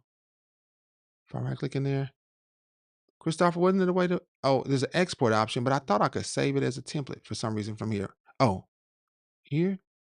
Nope. All right, so this is called 301. Let me see if I can rename it. Can I rename it in here? Because I got a lot of 301s. That's why I'm saying that, you guys. So I go back. Okay, so this is the one I was on. So I'm gonna right click on that. I'm gonna rename it. I'm gonna call this one, I'm not gonna call it 301. It's defaulting to 301 because, and I'll show you why, but I set a setting up to say I wanted everything to be for the next Sunday. That's just my default for my projects. But you can name this whatever you want to. So I'm gonna call this Free Show Friday, OBS, and Free Show. And I'll just call it service, because it's actually a Sunday service. All right. So that's the name of my show, my project now. Inside of here, a bunch of different sections. And I'm gonna get to your question too, Mark. Don't let me forget, but I don't think I'm gonna forget, because we're talking about everything Free Show connecting to OBS. All right. But we've done our overview, a little bit of how OBS works and how to think about it. Now I'm shifting to say, this is how I want you guys to think about Free Show. Okay. This is a mind shift. This is adding structure. Smaller churches typically struggle with the structure of it all. Bigger churches usually thrive with the structure and the automation. I know Janique, she was talking about she uses ProPresenter. One of the things that everybody that uses ProPresenter has learned, they've got to have some type of structure to their service, because they're paying one for ProPresenter. So it's like, hey, this ain't free. We need to make the most of it. So there's a lot of order that goes along with it, and clarity and whatever else, planning and all that kind of stuff. A lot of times with the programs that we get that are not as expensive maybe as ProPresenter, or not as robust or flexible, they usually have the structure pre-built. It's, you only have certain parameters. ProPresenter doesn't have as many parameters or limitations, just like FreeShow. Very little limitations. It's just a blank slate. You make it whatever you want. Like I said, your service may not start with a countdown. It may start with prayer, right? So you might make a section called prayer. You may not have announcements. Maybe you just have giving right after that. Whatever you want to do, you can do that here. Other programs, you don't necessarily always have that type of flexibility to do that and change the colors and all that kind of stuff, right? So you have to make your system to be the way you want it to be, so that your volunteers and yourself can have something to stand on, right? We're building the foundation here of what you want to build on with Free Show. And so I would say your project is kind of the foundation and the actual that you build it in. So the name of this is the project. That's what I'm building this on. And then this is the framework. This is the studs that go up in the house, right? And then after that, now we got to start putting up some sheetrock and putting in the floors and all that stuff. And that's where your shows come in. So if I go to shows, I've already made a bunch of shows, so I'm not going to spend time making those, but I'm going to go to my countdown. I got a 10-minute countdown here. I'm just going to drag that show right inside of, or on top of that particular countdown. I don't even know what that show looks like. Okay, it looks like that. Real simple, real basic. I love that. And it's a countdown. And it's a show right there in the countdown. All right. Now, announcements. I'm pretty sure I made a show called announcements. So let me see what I got in there. I got a bunch of them. There we go. Announcements, 1025, Bloomington service, closing announcements, welcome announcements. I'm going to put in my welcome announcements. All right. Uh-oh. Put them in the wrong spot. I can just drag them down right there. And now it's in the announcements. It ain't nothing in there. Let me put in this one, the announcements too. Let's see what's in the announcements too. Okay, we got something in there. Not much. So I can right click on this one because I don't want it. So I can just remove it. Okay. But I got my countdown and I got my announcements. I'm building, putting my sheetrock up. I'm putting some walls in now. And then a giving slide. Now in my announcements here, I can make giving be a slide here if I want to, right? That could be a part of the announcements. It could be this last slide, for example. And so this is designed to loop though. And so these are all, you see they all have 5 seconds on them. Let me see what, I think I did the first one before. Let me see announcement slides. Here's one here. That one's designed to loop as well. This is announcements. These are all set. And you can see they loop because I got the 5-second timer on them. So they're going to automatically go through. Let me see. Welcome. Yeah, I got a bunch of them, but they all are, okay, we'll do this one. This is just a basic announcement, but I'm putting it into giving because I'm going to change it and I'm going to rename it here. So I can right click on this and I'm going to rename this and call it giving. And now notice it changed up here. Your library of shows is your source, right? This is they call it the source of truth, right? Everything that happens in your shows is going to happen wherever that show is, okay? And so that happened, that show was in here, it changed the name. If I had that actual show anywhere else on any other project, the name just changed across the whole program, okay?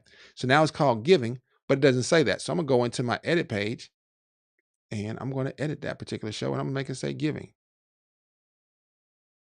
And then I'm going to make it say website to give, right? So I'll make it be 2 slides, and it'll be a website in there. So you can go send them to your church website.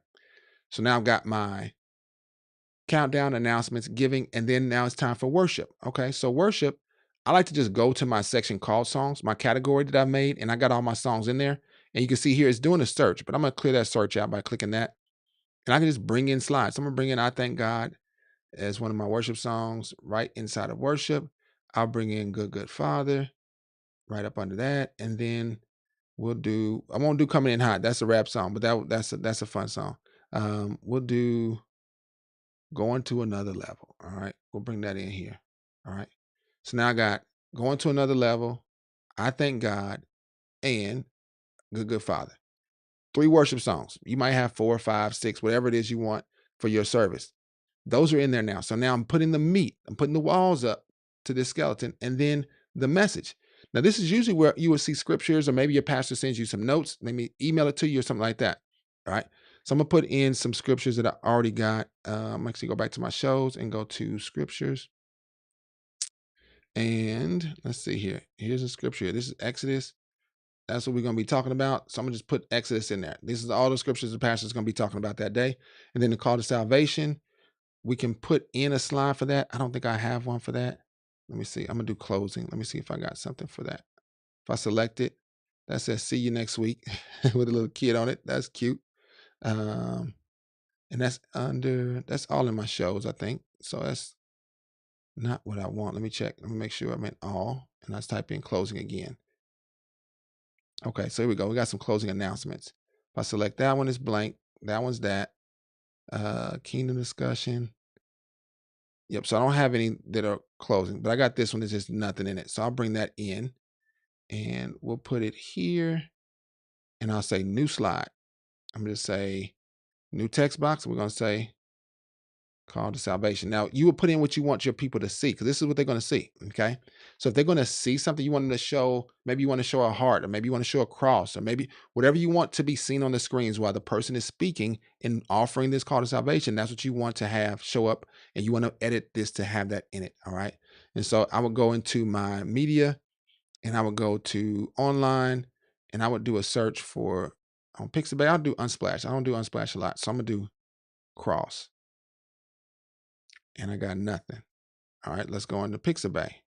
Pixabay has a lot more crosses in there. These look like cemetery crosses, so I'm not going to do that one. That's a bunch of crosses. There's that one. We'll just drag this one in. Oh, I like this one too, though. I got some pictures I've taken in the past. I don't have any of my pictures in here, but we'll put that there. But now that gets a little washed out, so I'll change the template, and we'll make this template be, I'm going to go to my song templates, because those are usually pretty easy to use. And I'll make it be this blur box. So it just says it that way, okay? And it automatically shows up, and so it looks like that. That's what the audience is going to see. Then we got our closing. This says closing announcements, but I'm going to change the name of that. So if I right click on it here, I can rename it here, and I'm going to just say call to salvation. And then for the closing, we can put in our announcements again. So I'm going to bring in my announcements too. And if I right click on this, let me see, right click on it. You can't duplicate it. Let me see if I can do an option drag. Nope, can't do that either. So you have to go back to your shows and do a search for it. And announcements too, I'll just bring that back here, and we'll end with that. So now I've got this whole service set up. Now I want to send this out in the church meeting, in live, in person, with everybody there. And I also want to send it out back to Mark's question. How would I create a timer to show on live stream for when it all will start? All right. So we've got a show for our timer. First of all, so you need to make a show for it. And that show is here. And all I did with this show is if I go to edit it, it's a text box here. there's actually a timer. So I went to the items and I just selected a timer and it popped in a box. And then this one is just a text box. And so you'll see here under items, you'll see a timer and a text box. Real simple. And I already made my timer from the functions. And if I go here, if I make this smaller, you'll see a bunch of timers here. I've got 10 or 4 of them, not a bunch of them, but I got a few timers there. Okay. Now, after you got that set up, you can click on your timer right now, but let's do something real quick because we also are talking about for the live stream. All right. This is where things get interesting because for your live stream, we got to set up a setting to send out a signal to our live stream. Now you got 2 options. You can make your live stream just see everything that the in-house service sees. That's not a typical live stream, but you can do that to show just the slides on the screen and they can hear the people speaking. And you would just set up your audio to come into OBS from your soundboard somehow, whether it's going through a switcher, like an ATM or something like that. Or you can just have it be, I don't know, I guess from the soundboard directly. I'm trying to think of another way to get the audio in. Like I said, typically it's coming from a camera or something like that. But we're going to say let's say we wanted our primary to be our main output for our live stream. Not typical, but we're going to do it just so you can see. So I got primary down here, and I would make sure to turn on NDI for that output. And if you're going to be using it in-house as well, then you keep this off. So I don't have it as an invisible window, and I don't need it to be transparent because this is not going to have any lower thirds. It's going to be a generic, regular output, big screen, full screen. Okay. Once you turn on NDI, you want to make sure if you want your audio to come from here in terms of if you play music or something like that, or if you, like for me, I play videos for my countdown, then you want to turn on audio. And then you'll see this in OBS as your NDI source.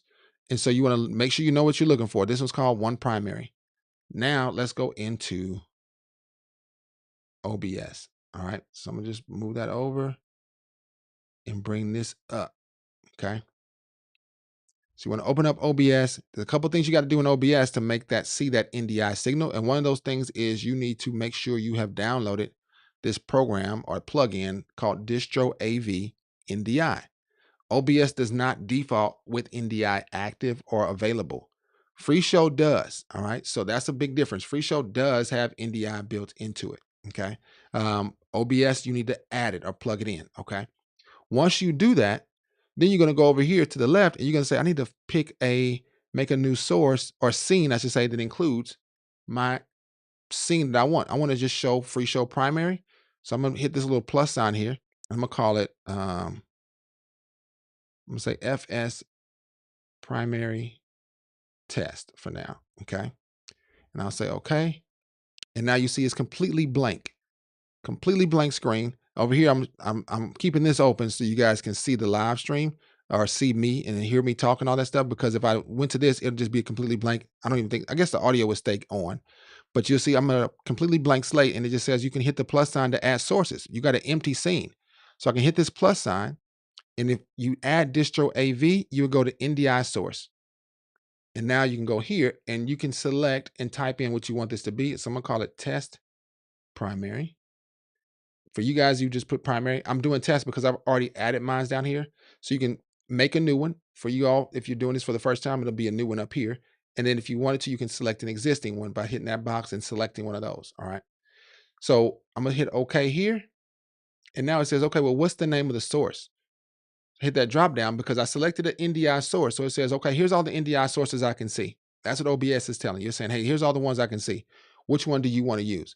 So I got a stage, a primary, and I got OBS. I'm gonna pick the primary. And there it is. Boom. I got call to salvation now, able to be seen in OBS for me to distribute it to the entire world online. Okay. So I got that set up here as a show or as a source. And anytime I change it in FreeShow, it's going to change here because it's just getting a direct feed into here. How did I get that to work? Or how would I get that to work for the live stream, right? And so details of how to set this up. If I go to my settings in OBS, you would go into your stream settings and you would want to log in to your destination, which is, in my case, is YouTube. So you select your destination. If you want to do Facebook or something like that, you would pick that from the drop down and then you just log into your account. Okay. That's what I've done here. And then for your outputs, it'll ask you, what do you want to stream with? This is going to be dependent on your internet. So you would say my streaming video bit rate, this is 15 megs per second. Some people want to do 5 or 10 megs. I stream in 4K. If you're doing HD, just regular HD, then I would recommend, which I do recommend for churches. I don't recommend you streaming in 4K. You're not doing tutorials, right? Nobody needs to see the details like I need to show here. I need you guys to be able to read these letters and words and stuff. So I do 4K. If you do HD, you can do half of that. You can stream at 7 megabits. Okay. I believe YouTube might recommend that 7 or 8 megabits per second. Okay. And that's coming directly from your internet provider. I would recommend you hardwire your connection to your computer to it. Okay. And that way you can get that. And that's going to be your upload speed. Okay. That's what's important. This is literally you uploading to the internet nonstop. 15 megabits every second. You're sending it up. I'm sending it up. 15 megabits every second is going out for you guys to see this. All right. And then your audio settings. This is important as well. For your audio settings, your mic auxiliary audio, you want to make sure that that one is set to whatever it is your audio is coming from. For me, I got it set coming from my USB digital audio. It's basically an interface card. It looks kind of like this. You guys can't, you could probably see that, but it looks like this. This is a little cheap little dongle that was like $10 on Amazon, maybe 20. I can't remember, but it's a capture card. And I got my ATM, basically connected through that because I have another computer that my ATM is directly connected to. Okay.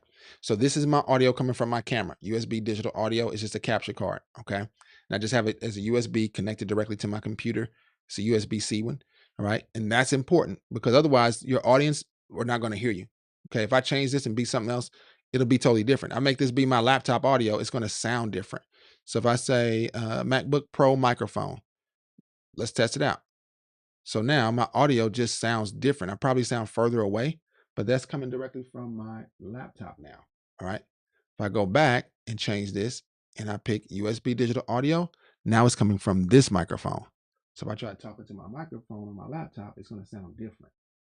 But I come back to this microphone, it sounds different as well. Okay. So this is just you picking that. And this is just mic auxiliary. I think about the mic auxiliary as being like just your main microphone. The first one is your main microphone, and it's going to be there in OBS on every scene. Okay.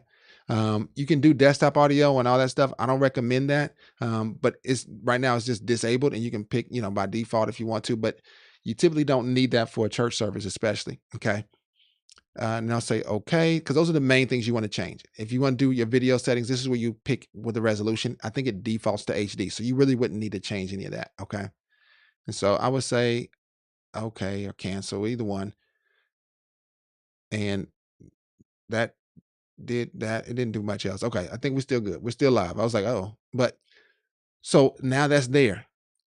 The question was, how do we do it for a live stream? All right. So I'm gonna go back into FreeShow. All right. In FreeShow, what you're going to see is a couple other options here. So I got my primary and my stage, but I want to do that option to show lower thirds on top of a camera. So let's set that up. I would go to my output settings, and I would hit the little plus sign here, and I would do live stream or make a new live. So you hit output and you just say normal here, and then name it whatever you want. I call mine to live stream. It's off right now, but I'll show you what your settings will be. Once you make your live stream output, I'm going to enable mine, and I've got it set to a style that's already made for live, because in here, in your styles, when you hit the plus sign here, it gives you an option. Do you want to do a normal style or a live style? I've got mine set to a live style. Okay. And so if you look at my outputs, I got it called to live streaming. My styles is called live training 2.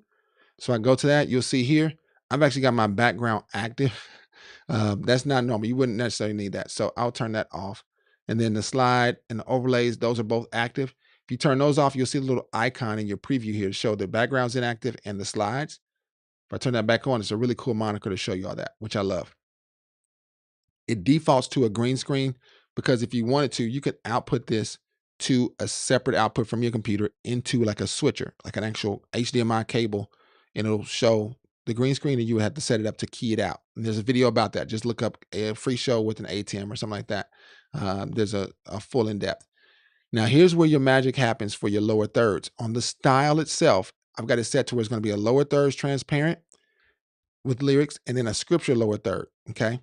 You want to set this, and by default, I think this one is the default. I think this one I might have changed it myself. But you set that up and then it automatically defaults, I believe, to max of 2 lines per slide in your lower thirds. All right. So now that we got that, I can go back into my outputs here. And in here, I need to turn on NDI because I'm going to send it to OBS. And NDI is basically the bridge. NDI connects FreeShow to OBS. Okay. So I turn that on. And then if I want any audio to come out, I would activate the audio. But now I've got this new FreeShow name called, this new NDI name called FreeShow NDI 2-live stream. All right. So let's go back in and I'm going to make a new scene. I'm going to call this one live stream. Okay. It's completely blank. This is where you would start, Mark, if you were doing this. Completely blank source over here or scene over here. And I got to add some sources. So I can hit plus. And the first thing I would add is a video source. So a video capture device, because this is going to go in layers. So it's going to stack on top of itself. And you want your video layer to be in the back. Okay. So I'm going to pick my video capture device and I'm going to pick, I'll say USB capture card for you guys to see it, but you can name this whatever you want to. For you guys, you might only have one camera. I've got a couple different ones set up here, so I'm just going to do this one, USB capture. And then it says, okay, which one do you want to use? And I'm going to pick my USB video, because remember I told you guys that's the one, that's the capture card I got connected to my computer. All right, if I pick any of the other ones, like the FaceTime camera, I could do that, and that's what's connected to my computer here. So you can see me here. You can see my little light, that's my hair light back there showing up on the top of my head there. But I'm gonna pick my USB video here, a little bit cleaner video, better camera and all that good stuff. So I'll say, okay. So now it comes in and it comes in really small like that. Remember when I showed you guys earlier, any of your sources, you can right click on them and go to this option and say transform. I like to do it this way because it automatically fits it to the screen with this option down here about midway down, a little bit lower than midway, and it just boom, makes it big. Yes, I can drag these little squares and make it fit, but you run the risk of going over the edge if you're not careful. I just like to just do right click, transform, make it fill the screen. That's my video. So for you guys, you have a video camera, capture card. Maybe you got some PTZ cameras like Mark does. That's cool. Now I add another source, and this one's going to be a lower third, but it's going to be NDI. So I'll select NDI, and now I'm going to pick my, I'm going to say live 2. Just so you guys know, that's the live 2 one. I've already got one here called FreeShow Live Stream, but we're going to call it live 2. And I'll say, okay. And then it says, okay, well, what's the source? And this source, notice now I got my live streaming too. It's there. Boom. I'll say, okay. Now it's completely blank. It looks empty. There's a good reason for that. I have not added anything in FreeShow. When I did the call to salvation, I never clicked it again. So I'll go to call to salvation. This came in blank. And it's transparent. That's important. But if I select it now, you'll see call to salvation shows up at the bottom here with this transparent thing. Let's see what it did in OBS. All right. Look at what we got in OBS. We got the call to salvation showing up in our lower thirds.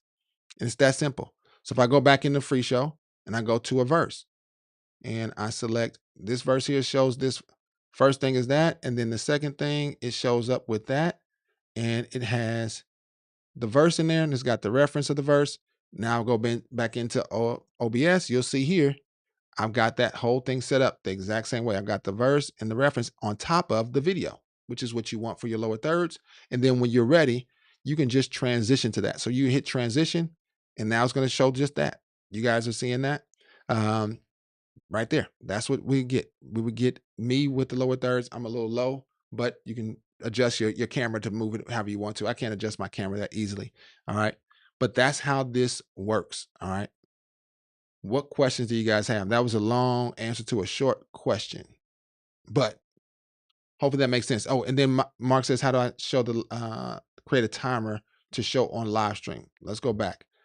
If I go back into FreeShow, we got a 10-minute countdown. So this has 2 parts to it. Let's see what happens. I don't know what it's going to do actually. So if I select that, you'll see here, I got my countdown timer in the middle because that's where it was. And then I got my service starts in and it shows up there. All right. I'm completely okay with that. I actually like that. That's kind of cool to me. And so if I go back into my setup, you'll see it right there just like that. Okay. If you want that to be different, you can adjust your output. You might say, you know what? I want my countdown timer to look like my primary, right? You might say, I want my, let's see, where'd it go? Oh, it went, This is set to, it's not set to loop. So if I go here to media, I need to make that background. Well, it's set to loop. The background's set to loop. I don't know how I went to the next slide. What did I do? Oh, it's going to next on media finish. But what is the time on it? Let me see. Oh, it's when that particular 14 seconds is up. I don't want that. So I'll select this again. And so now it should stay there, even though this is set to loop. Let me see. This background is set to loop. When it gets to the end, it should stay right there. I had it set to go to the next when the video background was done, and it shouldn't do that. Okay. And so I got my output. Everybody in the house at the church is seeing this. Folks online are going to be seeing this right here. Okay. If you want it to be different, you can go in and you can make it be different. So you can say, hey, you know what? I want to put a transparent box behind this here, for example, right? So you can go into FreeShow, you can do that, or you can do it in OBS if you wanted to as well. Or you can do something to maneuver where you want that to be for your live stream, but it's completely up to you in terms of how you want to set that up. This is because there's a default. Okay. Now what I can do is I can add an action here to make this be to change the output for my live stream to be primary. And then when I get to announcements, I can make an action to change the live stream to be lower thirds. Because if I go to this, I'll go to giving. Giving is a little cleaner. If I go to giving, it just shows giving down at the bottom. And I got it as yellow text for my output. And so it shows up like that. And I can make it be right back to that with an action on this particular slide really easily. And so those are some of the things you can do for your live stream setups. And let me go to my talking head shot here so you guys don't get whiplash from me flipping back and forth. I don't see any questions going on. Give me a thumbs up if that makes sense or if that helps just a bit, and or post some questions. I need to know what you're thinking. What are you guys' thoughts about that stuff? And while I wait, I'm going to get some water. Okay. Oh, yeah. The default project name option is moved to the project list, top right, by the way. Okay. The default projects list. All right, let's see what Christopher's talking about. Okay, go here. So the default projects, I need to know what that is. That's a good question. Okay, top right. That's not this. That's manage groups. He said it's in the top right. I went to settings, so I probably wasn't supposed to go to settings. If I go here, create output windows, position them. What's this? Okay, hide cursor. Default projects, because I don't see a projects over here. Is it default projects list? Christopher, what part of the settings is it?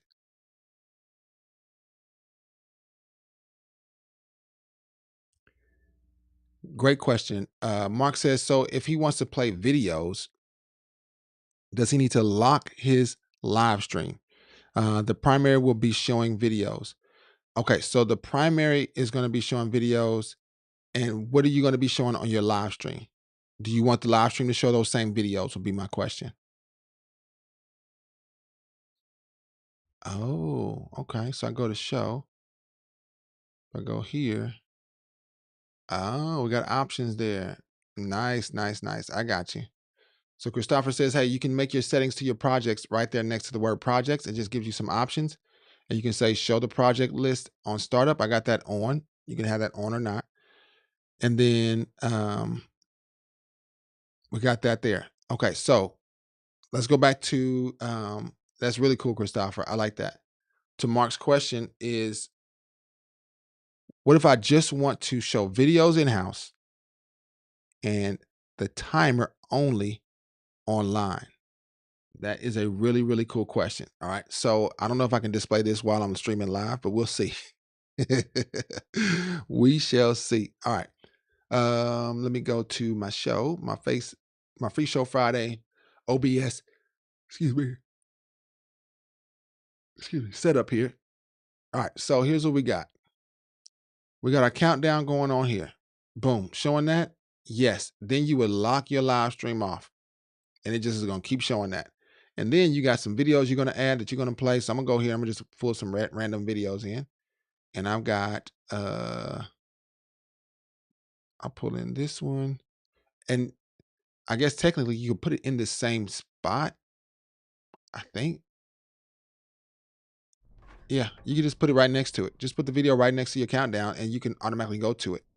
And your in-house is going to see these videos, whatever you got next to your countdown. Okay. Now, what I would do is consider, and I'm going to pause this.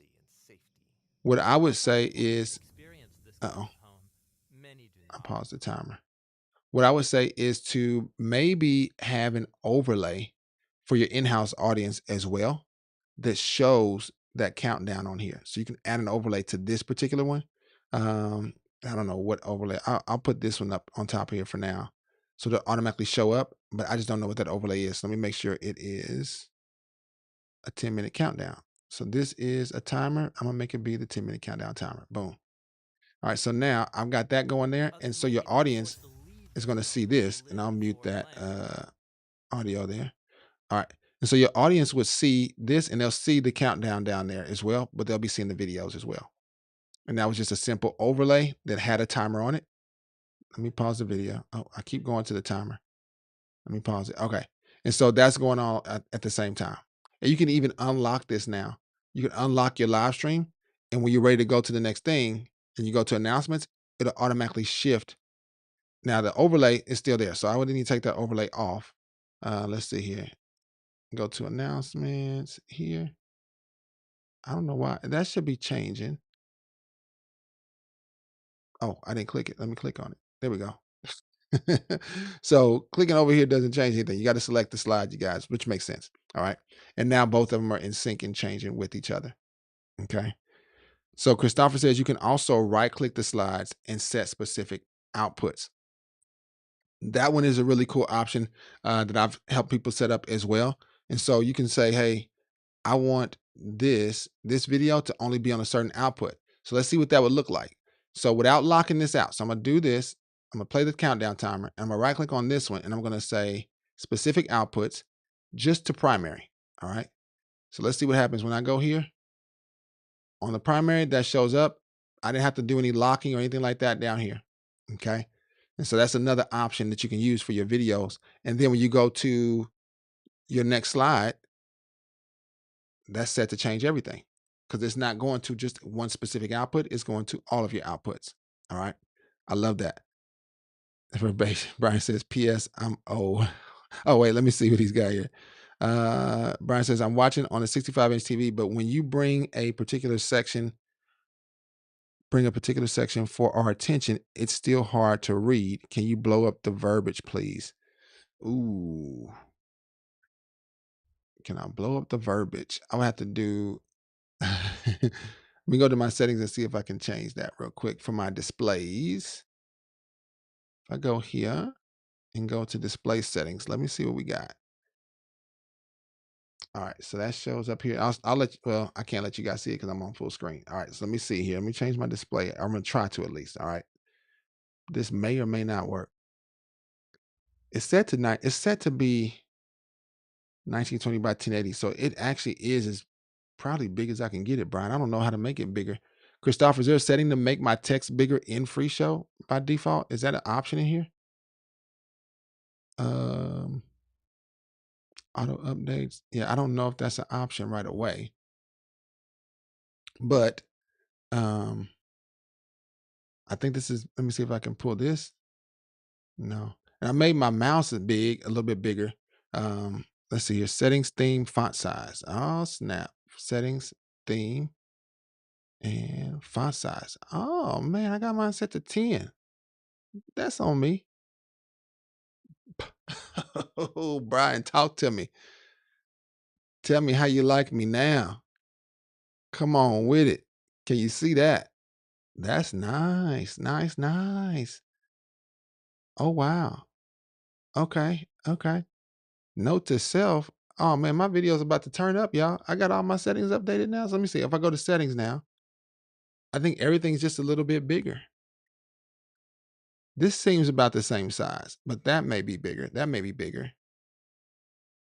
That maybe it may look the same to me. It looks the same to me, but this right here definitely got bigger, right? If I go back, yeah, that's bigger. Brian, talk to me. Is that bigger? Mark says, I thought that would be harder. You make it look easy. You know why though? So part of the reason that this looks easy is there's a number of reasons. I was talking to my wife about this. I've spent quite a bit of time working with Free Show, so I don't really get nervous with Free Show, and I don't have any pressure of a live service going on except dealing with what I'm showing you guys live with me on screen now. So I don't consider that to be very much pressure, right? So I'm quite comfortable and at ease. So the way I'm talking about it may seem like it's just easy, but the reality is, as you guys practice doing this, it's going to just be it's going to be easy to understand. That's the goal for me. All last year, all of my goal, my videos, everything else, everything, if you notice, if you go back and look at any of my videos, everything I did was based on helping you understand how to use Free Show. That was my focus. This year, the focus is a little bit different. My focus is going to be on how to streamline Free Show. All right. So you'll notice a little bit of a difference in my approach to the videos that I make. I haven't even made a video all year. So my first one is going to be Cloud Sync, right? I recorded it like a month ago. I just haven't finished. I just finished editing it and working with some new processes, even for my editing. So it's going to feel different a little bit. I'm excited about, I got a new editor, but she hasn't given me permission to share her name or anything like that yet. So if you guys like the video editing, I'll let you know who did it, right? I did half of it, but she did the other half of it. And so I'll give her all the credit. She did, if anything good that you like in my upcoming videos, I'm gonna say she did it, but she has to feel good about that. So I want her to feel good about her edits, and we're working through that now. So this is our first video edit together. But that's coming up soon. That's coming up soon. That video should be releasing. I'll probably release it today or tomorrow. I'm not sure. Okay, let's see here. Was there another question? So Christopher's going to Gordon Benny, create multiple styles with different templates and use actions to change the output style. So somebody asked, oh, I didn't even see that. Okay. So Gordon Benny 285 said, how to make the live stream output template change automatically for different sections through actions. All right, let's show it. So Christopher already gave the answer, right? So basically, you're going to make an action that's going to change the output style. This is going to be fun. All right, so let's go back into it. We're messing around with this whole service, right? So you got your skeleton, you got your bones, you got all that stuff set up. Now, the crazy thing is we got to do is this setup, I don't think I saved it yet. So I'm going to save this, right click on it and say convert to a template. And I'm going to call this one, I'm going to just keep it called my FreeShow Friday OBS. Yeah, I didn't save that yet. FreeShow Friday template, boom. I'm going to go into a whole nother video. All right, this is some talking points from In the Lab. All right, so all that's showing up there different. If I want to just start my service next week, right, I can click on this little template down here that I just right-clicked and made, and it automatically defaults to my next Sunday service. I'm going to make this be the 8th, right, because I'm planning ahead. I hit enter, check it out. Everything that I had in that service is still there. So my countdown, I'm going to use that every week. It's there. My announcements, I'm going to use those every week. I might change out the slide or two so I can just go to that show and change that. Giving, we're going to do that every week. Worship, I'll switch out some songs. The message, I'll switch out the scriptures. Call to salvation every week. Announcements every week. This is what I talk about when we say streamline. It's already there, ready for me to use. Now, I haven't changed to it yet. I'm still showing my other stuff. So I go here, boom. Everything I had before is all here. So I'm going to take out this default here. And I'm going to say, based on Gordon's question, Gordon Benny said how to make the live stream output template change automatically for different sections through actions. So when you say different sections, that's a little touchy for me only because the sections work, and Christopher, correct me on this if I'm wrong, you have to go through the section by arrowing through it. You can't just say everything in this section is going to get a certain action, right? So I can go to this section and I can add actions, but it says trigger action when navigating presentation to a section. It is not when you just click anything in that section. You have to go through this particular portion of it. So if I go from giving and I go to select that and I go to giving the website to give, I hit my arrow to the right. I have to hit my arrow to the right again. And now you'll see that it takes me to the first song, but it didn't show the first song, and I arrow again. All right. So you'll see it there. So what Christopher just said, he says, hey, I recommend that you make category actions. And I am on the exact same page. So let's talk about what a category action is. A category action allows you to do however you want to in terms of navigating your show. So I can click here, and I can click here and go to this show, and it'll automatically update in my category actions. Okay. Let's see here. Oh, I got that first slide doing that, and it automatically shows up over the top. I didn't know that. So that first slide, I need to make it blank because I got it set to a template. I got a category action on it right now. And it shows up there. Interesting. Okay. So let's talk about this. Category actions are in your shows. Okay. And in your shows, I got a bunch of different shows here. So I got a teaching icon next to my show, a song icon next to my song category. I got a scripture icon next to my scripture category. You can make an opening and closing categories to where all of your shows like giving, announcements, announcement slides, all that stuff would be in a separate category. And you can have a whole separate action for these. So I'm gonna right click on this and I'm gonna change the icon for once. So I want my opening and closing to be something different than everything else. So I'll make that be a little church icon, like it's an open door. Okay. In the lab, I got a music icon. I don't want that. I'm gonna change that icon. In the lab, I don't know if there's anything here that looks like some sciencey type stuff, but that's what I would want for it. So let me see. Oh, there we go.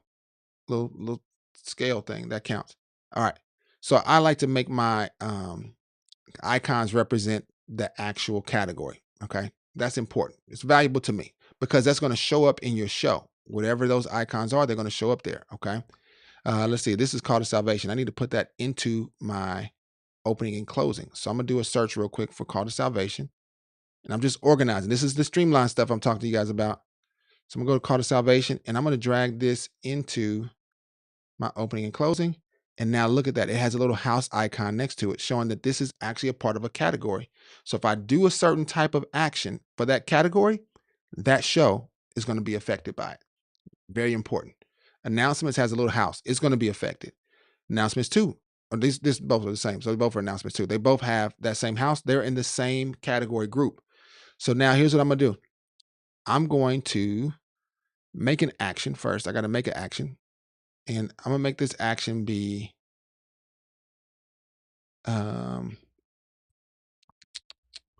let's do change live to regular is what I'm going to call it. All right. So I'm going to say choose action.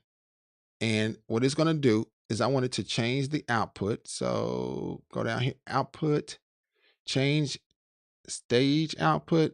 No, we're going to change output style. All right. And now change output style is going to select automatically outputs. You pick which one you want. So it says all outputs or just a certain output. So I'm going to say just my live stream. Okay. It says, what style do you want to change it to? I'm going to say, I'm going to change it to the default. Okay. Boom. So when I do my announcements, I wanted to change the output online to just see the announcements. I want them to just see what's on the screen. Okay. I don't want them to see anything else. No videos or anything like that. All right. So I can go to my shows and I can go to this whole, where'd it go? Opening and closing. Okay. That's my category. I can right click on that category and select category action. Right now I got an action called opening and closing. I'm going to take that out and I'm going to change it to be whatever I just made. I don't even know what I just called it, y'all. Somebody type it in there. Tell me what I just called it. I think I called it change. Yeah, change live to regular. Boom. Right. I would probably just call it opening and closing. That would be my thought. Opening and closing state or opening and closing output or something like that. But you can make that action have a bunch of different things happen at the same time. Okay. Now that's cool.